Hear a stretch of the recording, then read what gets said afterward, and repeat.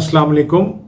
मेरा नाम brigadier Naeem server है और मैं आज पाकिस्तान की जियो स्ट्रेटजिक इम्पोर्टेंस या जोग्राफियाई अहमियत के ऊपर बात करना चाहता हूँ। पाकिस्तान की 4 हमसाया ममालिक हैं, जिसमें इंडिया हमारे मशरक़ में है, जिनके साथ हम 2320 किलोमीटर का बॉर्डर, चाइना के साथ शुमाल में 560 किलोमीटर का बॉर्डर, अफ़गानिस्तान के साथ शुमाल मगरब में तकरीबन 2670 किलोमीटर का बॉर्डर, ईरान के साथ 960 किलोमीटर का बॉर्डर और कोस्टल लाइन के साथ तकरीबन 990 किलोमीटर शेयर करते हैं। हमारी कोस्टल लाइन के 2 हिस्से हैं। मकरान कोस्टल लाइन की लेंथ तकरीबन 770 किलोमीटर, जबकि सिंध कोस्टल लाइन की लेंथ तकरीबन 220 किलोमीटर है। मैं इस खित्ते के वो ममालिक जो पाकिस्तान के ऊपर डायरेक्टली या इनडायरेक्टली इन्हिसार कर सकते हैं या कर रहे हैं, उनके बारे में बात पहले करूंगा। पाकिस्तान गो के सेंट्रल एशियन रिपब्लिक्स जो 5 ममालिक हैं, जिसमें ताजिकिस्तान, काज़ाकिस्तान, तुर्कमानिस्तान, किर्गिस्तान और उज़्बेकिस्तान हैं, ये सब के सब मुसलमान ममालिक हैं। रशियन इन्वेजन के बाद उस वक़्त आज़ाद हुए थे। इनके साथ हम अपना ज़मीनी राब्ता वुहान स्ट्रिप, ये अफ़गानिस्तान में एक पट्टी है जिसकी विड्थ तकरीबन 27 किलोमीटर है और ये अफ़गानिस्तान को चाइना के साथ मिलाती है, उसके थ्रू ताजिकिस्तान के साथ कायम कर सकते हैं और सब्सिक्वेंटली हम बाकी 4 सेंट्रल एशियन रिपब्लिक्स के साथ भी राब्ता कायम कर सकते हैं। वुहान स्ट्रिप जो है वो हिस्टोरिकली या तारीखी तौर पर ट्रेड के लिए यानी तजारत के लिए इस्तेमाल होती रही है, सेंट्रल एशिया से साउथ एशिया के लिए। फौजें भी इस रास्ते से आया करती थीं और मुगलों ने खासकर इसका काफ़ी इस्तेमाल भी किया है। सेंट्रल एशियन रिपब्लिक्स के 5 ममालिक लैंडलॉक्ड हैं और उनको अपनी इंपोर्ट या एक्सपोर्ट के लिए या तो बहर अरब की ज़रूरत है या आर्कटिक ओशन की ज़रूरत है, जो रशिया के शुमाल में है।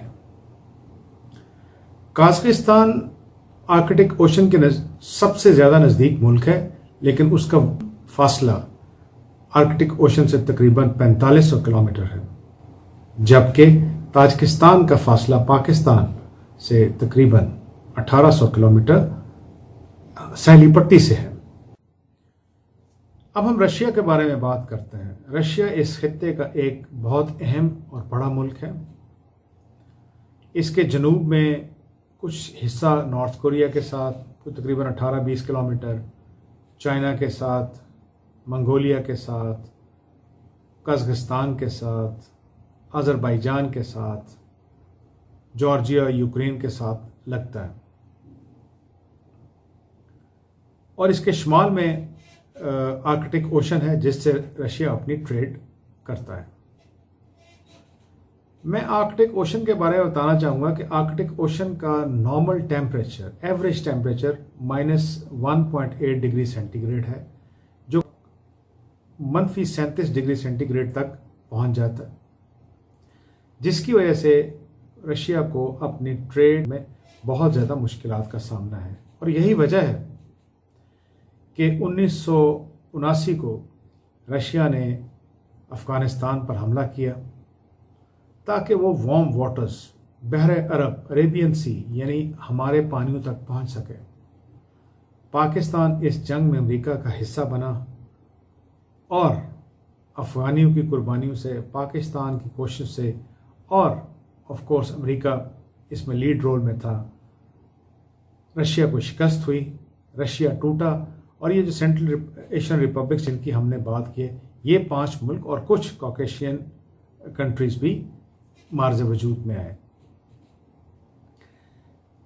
मैंने आगे जनूब के बॉर्डर इसलिए बताए कि ये जितने रशिया की जितनी आबादी है, मॉस्को से जब हम नीचे की तरफ चलते हैं तो जितनी आबादी है वो आर्कटिक ओशन की तरफ बहुत कम आबादी है, क्योंकि वहाँ पे टेम्परेचर्स फ्रीजिंग है।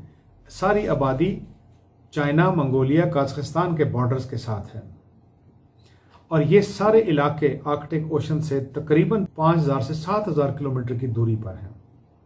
जबकि यही इलाके पाकिस्तान के थ्रू अगर ट्रेड करें सेंट्रल एशियन के रास्ते तो तकरीबन 4 से 5,000 किलोमीटर की दूरी पर है। रशिया पाकिस्तान से वार्म वाटर्स पहुंचना चाहता है और इस सीपैक का हिस्सा बनना चाहता है। अब हम चाइना के बारे में बात करते हैं। चाइना पाकिस्तान का दोस्त मुल्क है और हमारी अच्छे बुरे हालात में जितना उससे पॉसिबल है वो हमारा साथ देता है और हम इसको कदर की निगाह से देखते हैं। चाइना की जो शुमाली पट्टी है जो रशिया और मंगोलिया इन इलाकों के साथ लगती है और पाकिस्तान के साथ लगती है, जिसमें ये जिनजियांग प्रोविंस जो पाकिस्तान के साथ बॉर्डर करता है, ये तकरीबन पैसिफिक से 4,000 से 4,500 किलोमीटर की दूरी पर है।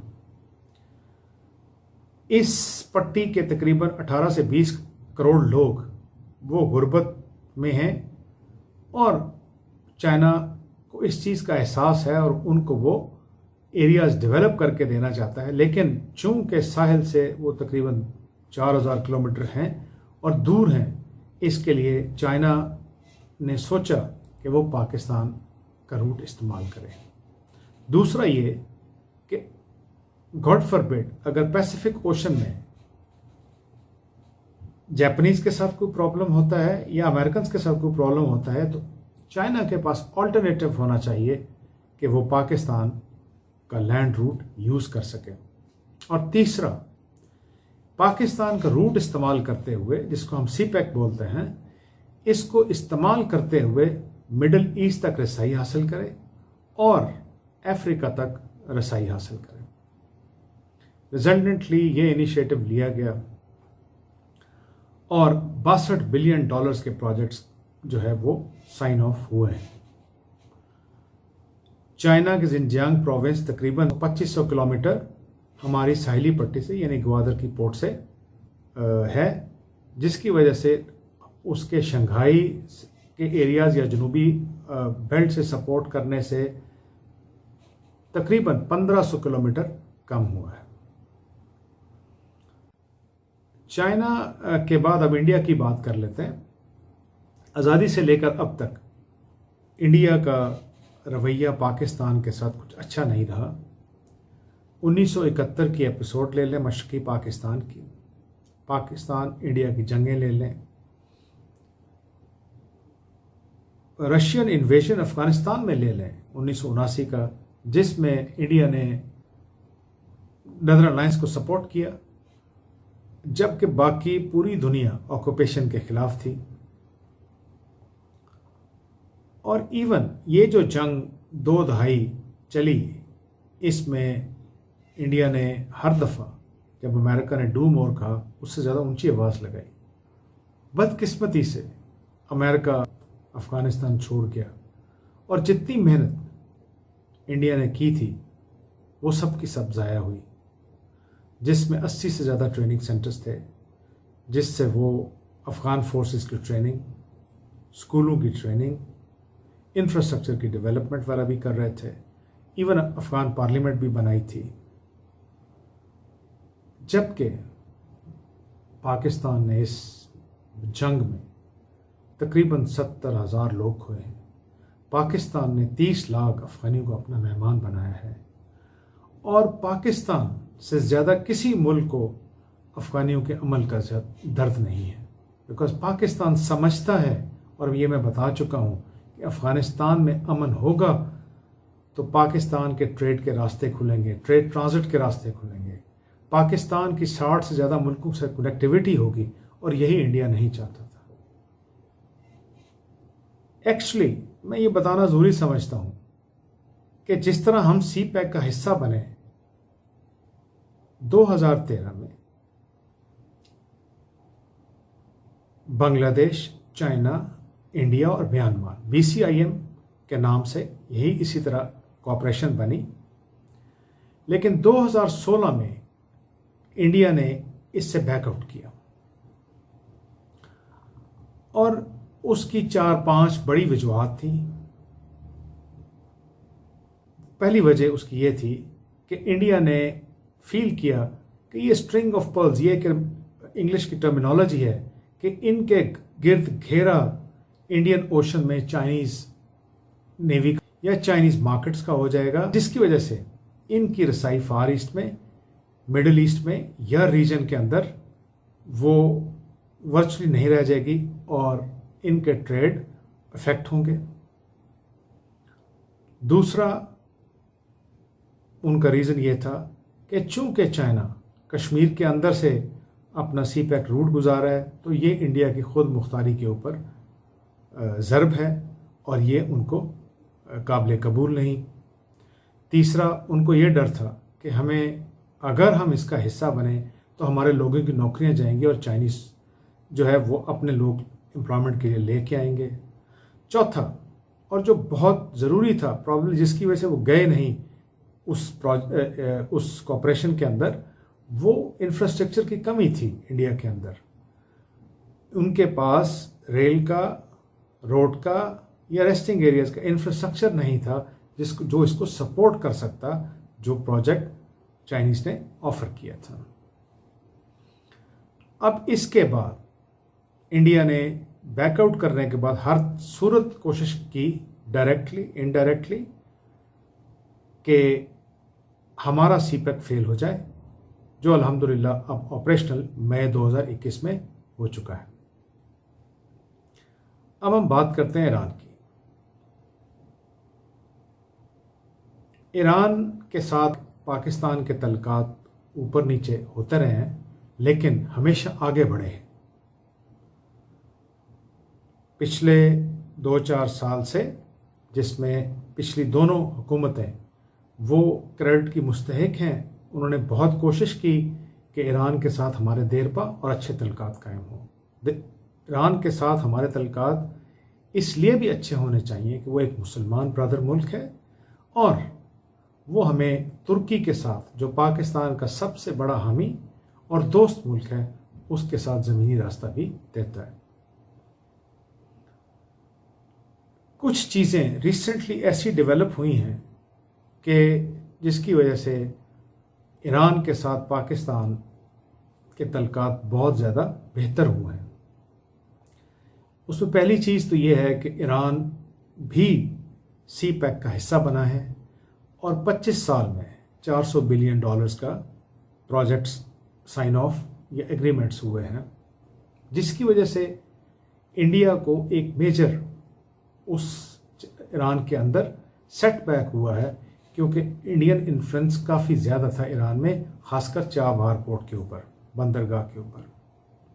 इंडिया को इवन जो रेलवे लाइन सीस्तान से लेके अफगानिस्तान में लानी थी, सीस्तान ये बलूचिस्तान के साथ हमारा बॉर्डर है ईरान का, वो भी सब्सिक्वेंटली ईरान ने उसको डिनाई कर दिया कि हम नहीं करेंगे, बल्कि और उसके अलावा भी ONGC जो ऑयल एक्सप्लोरेशन की एक कंपनी थी, उसको राइट्स देने से ईरान ने इनकार किया, जिसकी वजह से इंडिया को कुछ सेटबैक्स ईरान के अंदर हुए हैं।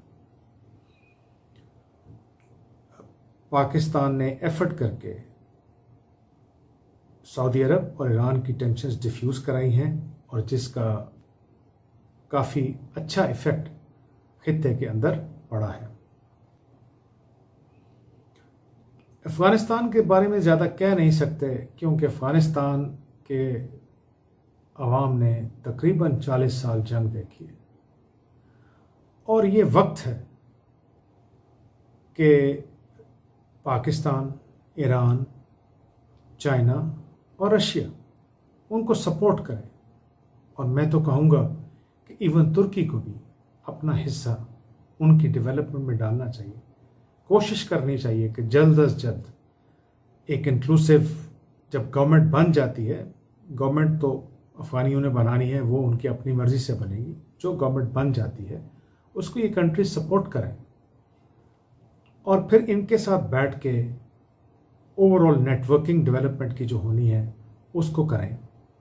अफ़गानिस्तान के अंदर भी तकरीबन 1000 अरब डॉलर्स के मादनियात हैं जो ओवर आउट होंगे, तो उन लोगों के हालात बेहतर होंगे। हालात बेहतर होंगे तो जो पाकिस्तान के अंदर तकरीबन 3 मिलियन रेफ्यूजीज़ हैं या मुहाजिर हैं, वो अपने मुल्क में वापस जाएंगे। अब हमें पाकिस्तान के बारे में बात करनी है। पाकिस्तान को सर फख्र से ऊंचा करना है कि इस खित्ते में सेंट्रल एशियन रिपब्लिक्स का इन्हिसार आप पर है, अफगानिस्तान का इन्हिसार आप पर है और कुछ चीज़ों में ईरान का भी इन्हिसार आप पर है। इन मुल्कों के अलावा दो बड़े मुल्क जो इस खित्ते के, जो दुनिया के इस वक्त दूसरे और तीसरे मुल्क हैं, चाइना और रशिया, वो भी आप पर इन्हिसार कर रहे हैं कि वो आपके थ्रू बेनिफिट होंगे और ये एक म्यूचुअल बेनिफिट प्रोग्राम है। पाकिस्तान को, दुनिया को ये दिखाना है कि पाकिस्तान ये जिम्मेदारी ले सकता है और उसके लिए हमें अपने अदारों को मजबूत करना है, हमें अपना जस्टिस सिस्टम प्रूव करना है और हमें अपना कॉन्डक्ट एज ए नेशन, क्योंकि जब ये फुली फंक्शनल हो जाएगा तो पाकिस्तान के अवाम का इंटरेक्शन डिफरेंट नेशनल्स के साथ होगा, हमें उसके ऊपर पूरा उतरना है। पाकिस्तान एक बहुत खुशकिस्मत मुल्क है जिसके पानी शमाल से शुरू होकर जनूब में जाते हैं और जनूब का पानी इसको शमाल में फ़ायदा देता है। आपके पास ग्लेशियर्स हैं, पहाड़ हैं, उनकी बर्फ़ें आपको पूरे मुल्क से जब वो नीचे पिघलती हैं बहर अरब तक पानी जाता है और हमें इस हुकूमत का भी जो इक़दाम इन्होंने किए हैं उसको खराज तहसीन देना चाहिए।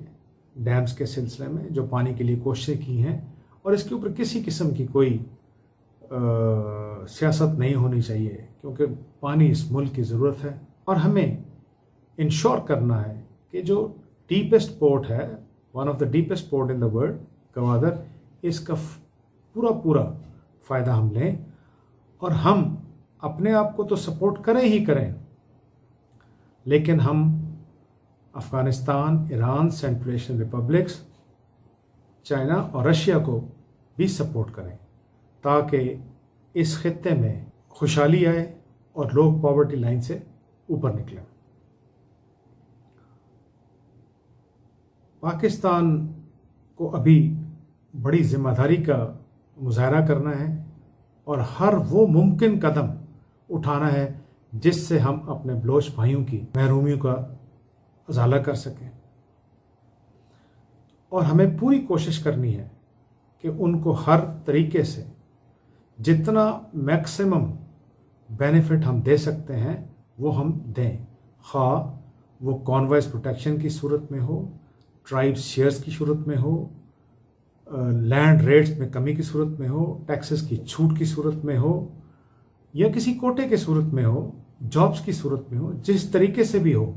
और इस वक्त का इस्तेमाल करते हुए हमें कोशिश करनी है कि हम उनके साथ बैठें और उनकी जितनी रिजर्वेशंस या जितनी शिकायतें हैं वो एड्रेस की जाए, बिकॉज CPEC की कामयाबी ही पाकिस्तान की कामयाबी है। दो चीज़ें मैं और भी समझता हूँ और उस पर गवर्नमेंट काम भी कर रही है। एक तो ये है कि हमारी मर्चेंट नेवी किसी वक्त तो जब नेशनलाइज थी तो इसके पास 50-51 शिपिंग के जहाज़ थे, अब 10 रह गए हैं। गो कि इस गवर्नमेंट ने कुछ छूट दी है टैक्सेस के अंदर और इनकरेज किया है लोगों को इस फील्ड में आने के लिए, लेकिन मैं समझता हूं कि हम 5 से 6 अरब डॉलर रेंटल देते हैं इंटरनेशनल शिपिंग कंपनीज को, वो बंद होने चाहिए और गवर्नमेंट को कोई अपनी स्ट्रेटजी बनानी चाहिए ताकि इस इंडस्ट्री को रिवाइव कराया जा सके। बिकॉज आपके ऊपर पूरी मिडल ईस्ट, इवन फार ईस्ट और अफ्रीका का बोझ पड़ने वाला है। हमें कोशिश करनी है कि हम गल्फ ऑफ ओमान में, ओमान के साथ दुबई, UAE, इवन कतर की पोर्ट जो पर्शियन गल्फ में है, इन हमें जो पोर्ट्स हैं उनके साथ हमारा अच्छा कोऑर्डिनेशन हो, अच्छा वर्किंग रिलेशनशिप हो, अच्छी वर्कलोड मैनेजमेंट हो, क्योंकि जब ट्रांजिट का या ट्रेड का ये फुली फंक्शनल हो जाएगा तो किसी को किसी से रिजर्वेशंस नहीं होने चाहिए। ये हमारे ब्रदर मुल्क हैं और हमें अभी से इनके साथ क्लोज कोऑर्डिनेशन में काम करना। हमें एज अ नेशन, ये मैं बात इसलिए कर रहा हूँ, फ़ख्र करना है कि हम गेटवे हैं इस पूरे खित्ते के, और ये पूरा खित्ता हमारे ऊपर डिपेंडेंट है खुशहाली के लिए। पाकिस्तान की अब जिम्मेदारी बनती है कि वो खित्ते के जितने ममालिक हैं और जो उस पर जितना इन्हिसार कर रहे हैं, उस अपनी जिम्मेदारी को निभाए। मैं तो इंडिया को भी कहूँगा कि इस वक्त आपकी तकरीबन 30% आबादी जो 40 से 45 करोड़ बन रही है, वो गुर्बत की लकीर से नीचे रह रही है। आप पाकिस्तान को रिक्वेस्ट करें कि पाकिस्तान आपको सीपैक का हिस्सा बनाए ताकि ये लोग भी गुर्बत की लकीर से ऊपर जा सकें। लेकिन उसके लिए आपको पुरअमन कश्मीर का हल निकालना है कश्मीरियों की ख्वाहिश के मुताबिक। पाकिस्तान पाइंदाबाद।